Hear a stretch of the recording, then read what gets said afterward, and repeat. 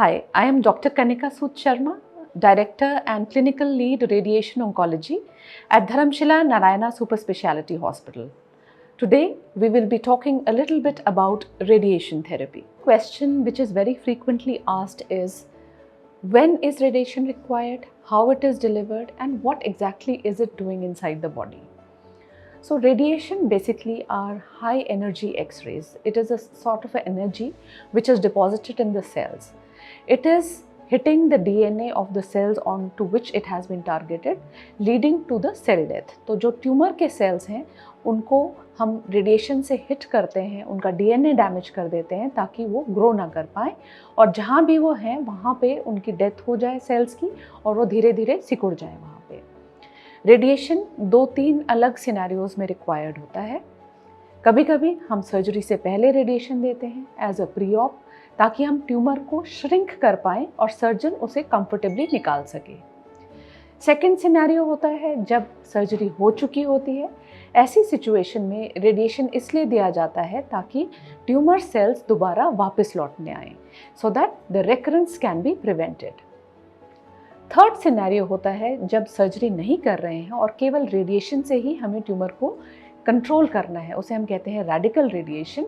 इसमें रेडिएशन और कभी कभी उसके साथ कीमो का लो डोज देते हुए हम ट्यूमर को उसी से पूरा क्योर करते हैं। एक फोर्थ सिनेरियो होता है जहाँ कैंसर फैला हुआ होता है और वहाँ हम केवल कष्ट निवारण के लिए रेडिएशन देना चाह रहे हैं, that is as a pain relief or to stop bleeding or to reduce the pressure effects. That is called palliative radiation. It is reserved for patients who have stage 4 disease. किस तरह से radiation दी जाती है? Radiation usually एक फ्रैक्शनेटेड schedule में दिया जाता है। उसका मतलब है रेडिएशन को हम छोटे छोटे स्मॉल इंक्रीमेंट्स में डिलीवर करते हैं। ज़्यादातर केसेस में रेडिएशन सोमवार से शुक्रवार हफ्ते में 5 दिन दी जाती है और शनिवार इतवार 2 दिन बॉडी को रेस्ट के लिए दिया जाता है। कुछ सिनेरियोज में हम रेडिएशन शेड्यूल्स को थोड़ा सोफिस्टिकेटेड हाई डोज फैशन में देते हैं, उसे हम SBRT कहते हैं।